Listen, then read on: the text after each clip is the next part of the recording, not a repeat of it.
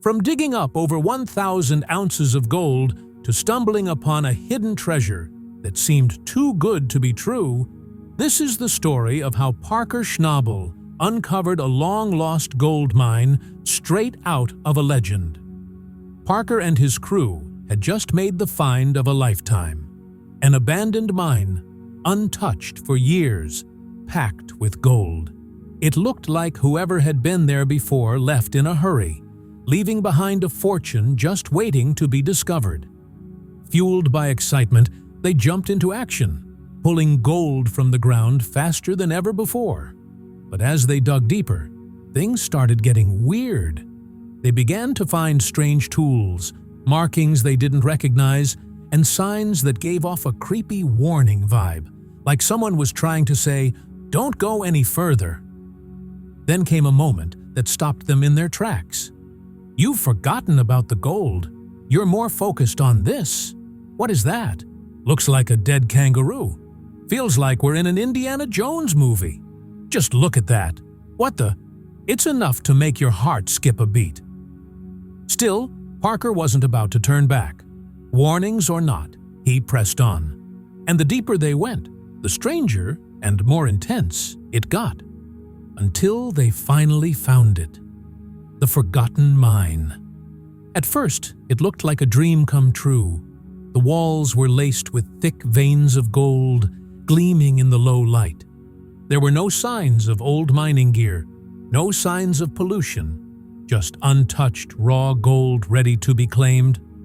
And Parker, he took every bit of it without looking back. But with gold, there's always a catch. What Parker and his team found wasn't just treasure, it was a mystery laced with danger.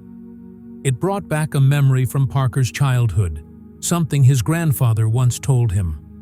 Years ago, his grandpa had one of the best gold hauls of his life. 42 ounces in just one day. But just 4 hours later, everything took a dark turn. The ground let out a strange, rumbling noise. It wasn't just a gold mine. It was something far more eerie. This time around, Parker didn't have fancy equipment or big machines. No permafrost to fight through.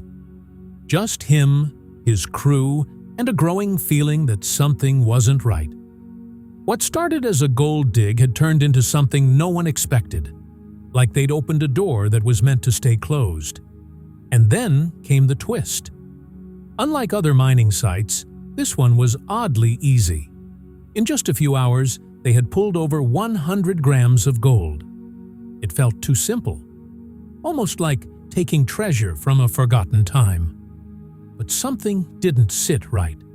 It felt like they were disturbing something that had been left alone for a reason.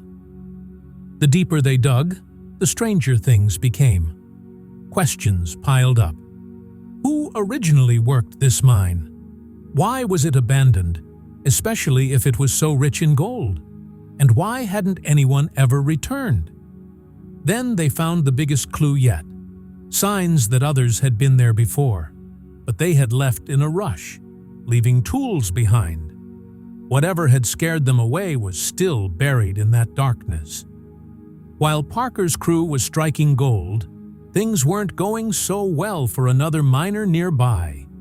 He had put everything into one hole, chasing the dream of hitting Bedrock. But instead of gold, it kept draining his money, fast. Parker watched, knowing all too well how this game works. One moment, you're on top of the world. The next, flat broke. But here's where it gets wild. When Parker's crew started clearing out the site, they realized this wasn't just an abandoned gold mine. It was like stepping into a time capsule. The rock formations didn't match anything on modern maps, and the tools they found seemed way too advanced for the era. And deep in the shadows, they found something even more valuable than gold. Something no one expected. Sure, pulling in 5 or 6 kilos of gold in one go would have set them up for life. But for Parker, it was never just about the money. It was about the chase, the thrill of uncovering something huge, something buried for centuries. Not far downstream, others were pouring millions into mining the riverbanks, hoping to strike it rich. But each shovel of dirt could bring fortune or failure. That's the gamble everyone played out there. Then came a tense moment. "I've got some bad news," Parker said. "We're not done. We have to keep mining. We need to stay and dig more gold. Is that a problem?" The team was exhausted. "We get it," one of them replied. "You want to pull out as much gold as possible. But we're breaking our backs here." Parker had faced tough situations before, but this place felt different. There was something strange in the air, like echoes from miners long gone, warning them to stop. Still, his gut said to push forward. This mine felt like the one, the jackpot they'd always dreamed of, but they couldn't shake the question. Why would anyone abandon such a gold-rich spot? As they kept digging, the ground became more and more unstable. And that's when it hit them. Something ancient had been buried deep below, waiting to be found. Or maybe, waiting to stay hidden. A huge breakthrough. Parker and his crew finally hit Bedrock, the last layer before you either strike gold or walk away with nothing. And then, they saw it. Gold. Not just a little, but more than anyone had found in that area in decades. It was the kind of find miners dream of. But the real shock wasn't just the gold. It was what came with it. Strange artifacts, unfamiliar markings, and symbols that didn't match any known mining operation. Someone had been there long before them. Whoever it was, they had left behind more than just tools. They left a secret. And Parker wasn't sure he was ready to uncover it. Now, standing on a pile of riches, Parker faced a tough choice. Take the gold and walk away. Or dig deeper, risk everything, and chase a discovery that could be far bigger than gold.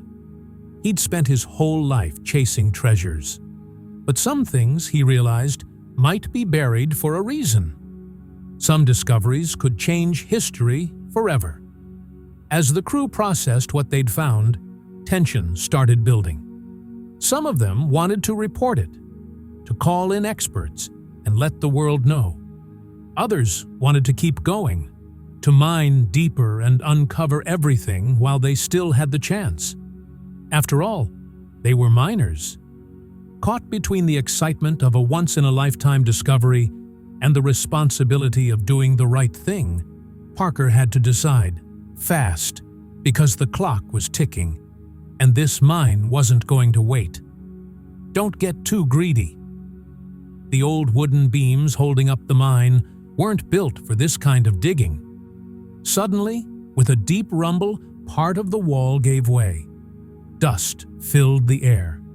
A section of the tunnel collapsed, trapping them in and cutting off their exit. The team had no choice. They had to stop and rethink everything. This wasn't just about digging anymore. It felt like they were in a race against time itself, battling the earth and its ancient secrets. Parker started to wonder, were they really still chasing gold or chasing the truth? "Don't leave us in here, man." "You ready, Dan?" "I'm ready, but this feels wrong, especially with the lighter." The crew was running on fumes, nerves fraying, but they pushed on. Each of them felt it now. This was bigger than gold, much bigger. Still, the same question haunted them all. Were they ready for what they were about to find? Days turned into weeks. With every nugget of gold they uncovered, the pressure mounted. And the strange artifacts they found? They wrote everything down, took photos, tried to make sense of it. But nothing added up. They were digging up more questions than answers. Then, just as they were preparing to call it quits, they hit something completely unexpected. A sealed chamber, hidden behind the collapsed rock. It hadn't been touched in who knows how long. It was silent, still, waiting. And what they found inside changed everything. This was no ordinary gold mine. It was ancient, something lost to time. And standing there, Parker knew he had a decision to make. Walk away with the gold they'd already pulled and leave a rich man, or take a leap into the unknown and keep digging, risking his life and the lives of his crew to uncover a buried truth. At this point, it wasn't just about gold anymore. It was about discovery, survival, maybe even rewriting history. But this wasn't Parker's first brush with big choices. In the early days, just getting a claim during the gold rush felt like a victory. Parker and his crew were full of energy, but they lacked experience. That first season? Brutal. They barely managed to get 15 ounces of gold, far from the big win they were hoping for. It was a rough wake-up call that almost forced them to quit. Instead, they went all in. They took another shot, risked it all, and started building their legacy. When they lost their claim, they didn't give up. They moved to Quartz Creek and clawed out nearly 100 ounces of gold. It was proof they were just getting started. Parker, still a teenager then, was no longer just some kid trying his luck. He was starting to prove himself. Meanwhile, seasoned crews like the Hoffmans were raking in over 800 ounces, a massive improvement from their early years. The pressure was on, but for Parker, it stopped being about luck a long time ago. It became about strategy, resilience, and knowing exactly when to take bold risks. And he did just that, breaking past the 1,000-ounce mark. It was his way of saying, loud and clear, he was here to win. It probably works out to about $5 an hour. This runs better than when we had 2 plants going. This is the best dirt we've ever mined. That's insane, right, Todd? Todd Hoffman and his crew were having their best season yet, but even that was starting to look small compared to Parker's rising success. What started as friendly competition was turning into a serious showdown. Parker crushed expectations by pulling in over 2,500 ounces of gold, while the Hoffmans fought hard and brought in nearly 1,400 ounces. Still impressive, but not enough to catch Parker. But Parker wasn't untouchable. He had his tough days too. Really tough days. 9 weeks into the season, after dropping $2.5 million on what he thought was a gold-rich area, he ended up with just over $1 million worth of gold.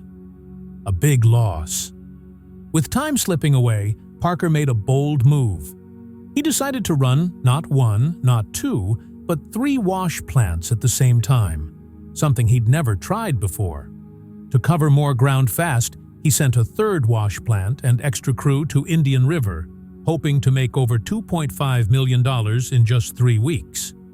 Mitch Blaschke backed the plan. He believed that if each wash plant could bring in solid gold every week, the combined total would be huge.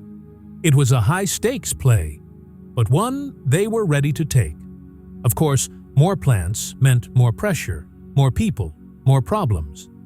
Parker knew the risks, but he also knew it was their best shot at a big win. They just had to put in the work and pay the price. At Dominion Creek, they already had Roxanne humming along, grinding through pay dirt from the long cut. A mile and a half away, Big Red was hard at work on the gravel in the bridge cut. Now all that was left was to fire up the beast, a 45-ton shaker deck called Bob. They had a big task ahead. From Parker's Dominion yard, they needed to move the wash plant 12 miles down winding dirt roads, across a 25-foot-wide creek, and onto Ken and Stewart's land. It was going to be no easy ride. To help with the move, Tyson Lee called in his mentor, Mike Tupper, an expert in hauling heavy equipment. The first step was to load the wash plant onto a carrier and balance it just right. They had to make sure it was secure because the trip would be bumpy, and this wasn't something you could rush. Once the plant was loaded up, the easy part was over. The real challenge was getting it through that rough, narrow path and to the destination without a hitch. The journey started off well.